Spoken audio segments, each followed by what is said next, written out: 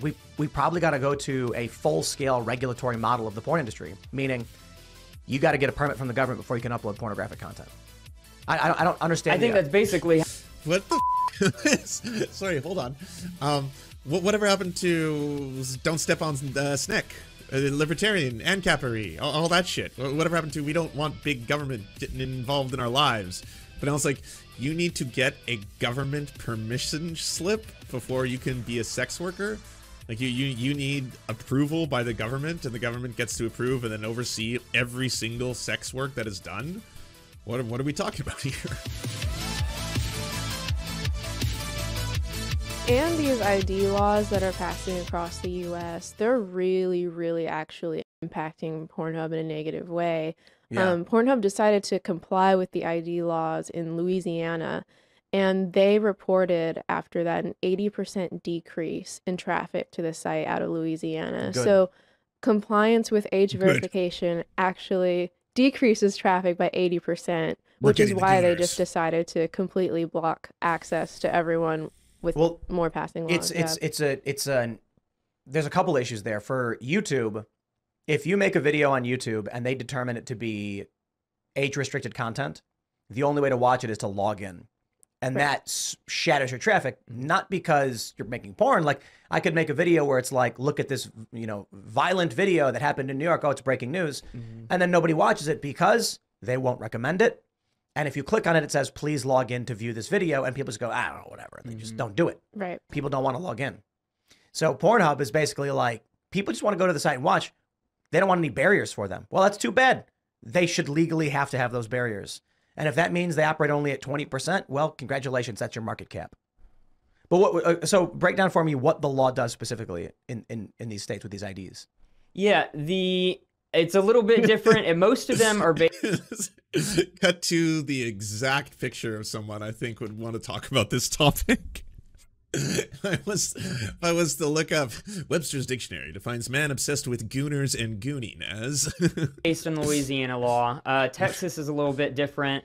I'm not an expert in all the legalese, but it does require that if your site hosts more than 2/3 of the content that your site hosts is pornographic, then you need to require ID you need to require somebody's ID through a third-party vendor. That's still kind of insane to access it. It's crazy.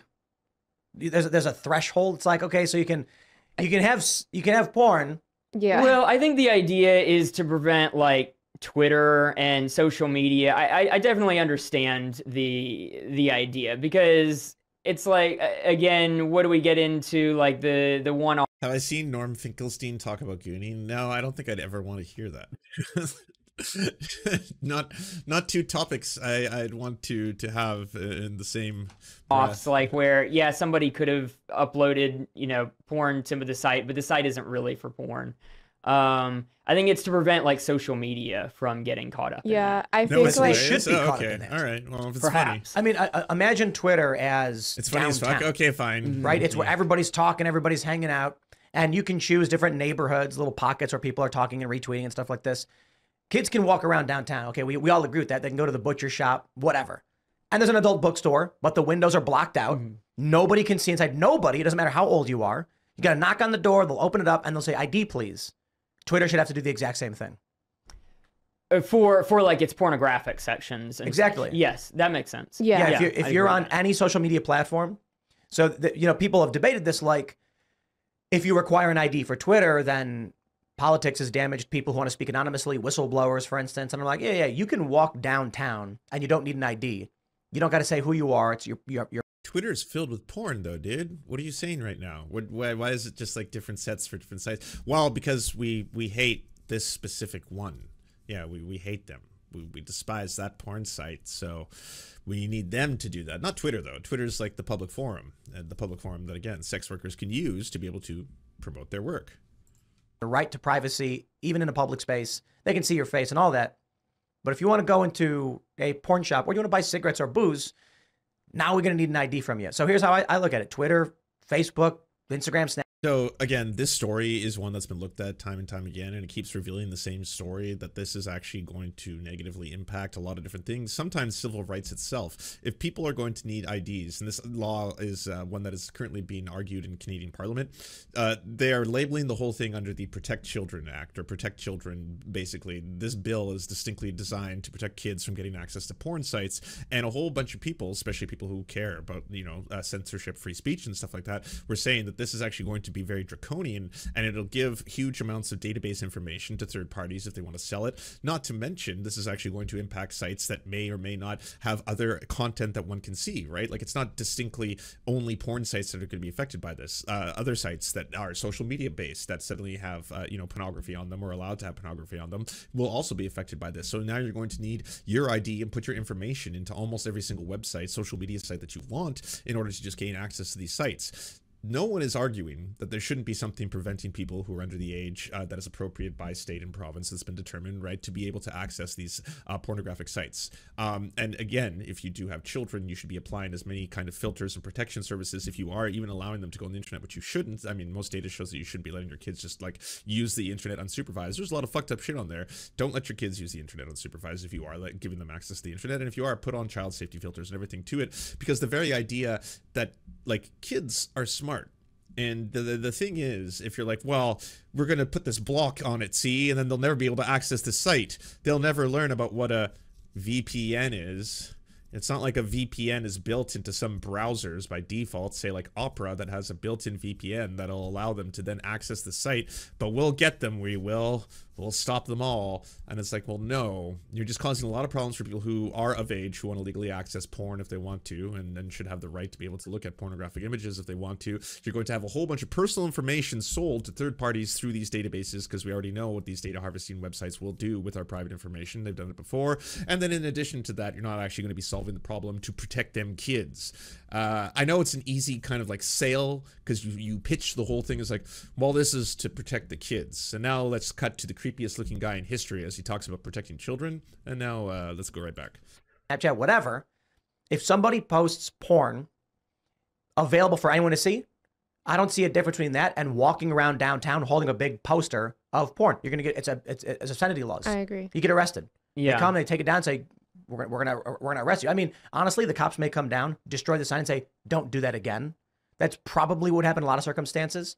Porn, by the way, is where every free speech advocate goes to die, because it's kind of like, yeah, we should have free speech on Twitter. And it's like, oh, okay, cool. So yeah, that includes people being allowed to show sexual images of themselves should they want to. No, that's sinful and naughty and tantalizing, and I can't look away, and I keep spending money. My credit card charges are getting pretty intense, so no, we need to censor that specifically. But then other kinds of speech should be allowed. There was this story someone sent me. Actually, it was one of our staff in our internal communications platform, where a guy was naked in his own home, walking around. He was a trucker. There's a shared apartment. It was empty. He was by himself. Mm-hmm. So he gets up to start packing, and he's naked. And a woman saw him through the window and called the cops. The cops come and knock on the door, and he's like, "What?" And they were like, "Seems normal to us. Nothing seems out of the ordinary." Another woman claimed she saw him standing in the doorway. He made eye contact with her and like moaned or something, which I really don't believe. And he ended up getting convicted of a misdemeanor for being naked in his own house. He appealed it, risking going to jail, and then ended up winning. It's like, bro, I'm in my own house. Don't look through my windows. Like, that's crazy. But anyway, I digress. Like, it's funny. Do you? Where the fuck were you going? You need to regress. What is going on here? To me that this guy has got criminally charged in the US, and these kinds of people outright saying they know what they're doing get away with it. Back to the main point, if I think that like if somebody is in public putting up flyers with adult graphic content, we wouldn't tolerate it. We should not tolerate it on X or Instagram or any other platform. Right, and like you said, there's laws in the books for this already in the physical space. But how does it not? It does apply to. It does. I feel like this dude is haunted by the physical space. We've got like more and more laws about digital space, but you know, in reality, they could enforce the existing laws. The other thing is that they need to enforce laws that for age verification for the people being uploaded, because of so many victims that, you know, this is the original thing, back to the really egregious stuff. you know, the New York Times talked about and these employees talked about in the undercover investigations, is complete unverification of sex trafficking victims, rape victims. Again, in you know, back to the.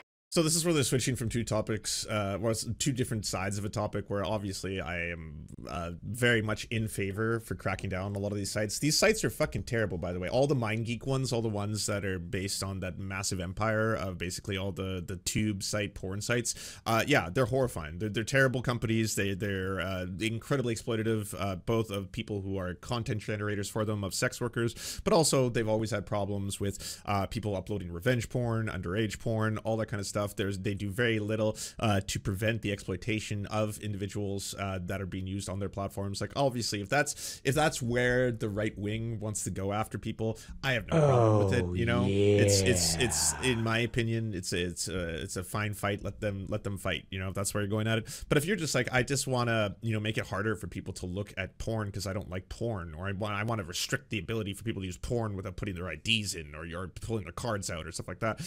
Well, then yeah, I mean, like the war on porn is not new. It's what fucking Christian right-wingers have been doing fucking forever. It's been their calling card for a long ass time. 70s in pornos, you have to have age verification and consent verification forms for adult film stars. But now, you know, Pornhub, you can upload content, you can of anything. You know what's crazy is of anything. OnlyFans, because there was one instance where this woman, she was this young. He's got so many fucking beanie dotes, eh? Just like anecdote after anecdote. It's just like, hey, well, I mean, this reminds me of a story. Apparently, totally true. Guy was standing inside of his own house, naked, because he was changing.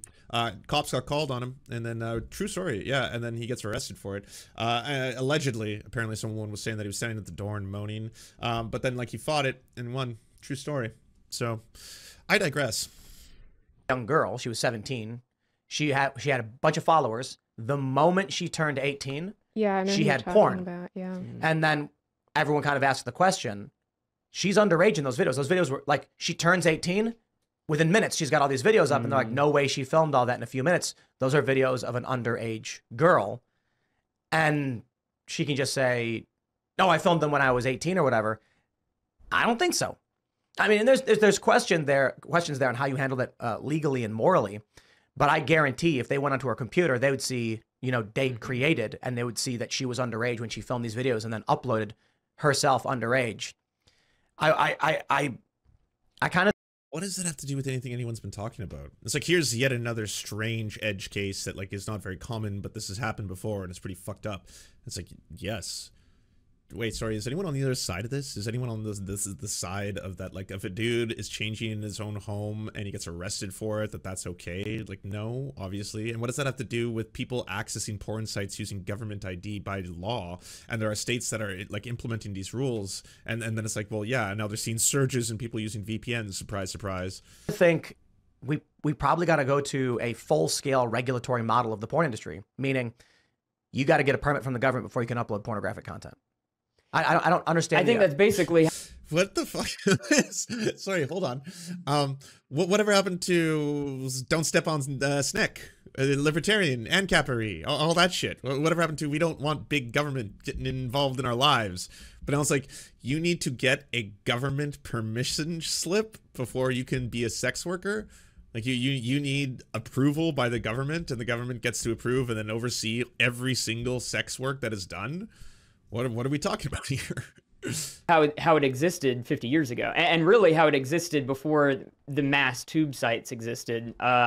Going back to the 90s, you know. I'm sorry, no, that's not how it existed. In terms of, like, pornography and pornography being legal, that came at, again, huge costs to a lot of people who were both producing pornography, releasing pornography, where that pornography was being distributed in which state, and whether or not those states were trying to pass, like, draconian laws against them at the time. Like, it's the entire purpose behind the case that, what is his name? Larry Flynt ended up bringing all the way to the Supreme Court of the United States, that ended up ruling in his favor, stating that, yes, giving you know, the government the ability to determine which or which is not considered obscene will infringe upon the freedom of speech of the publisher himself. Like, it's not something where it's like, well, yeah, back in the day, this is how porn worked. Every single porn was approved by the government and got a government license.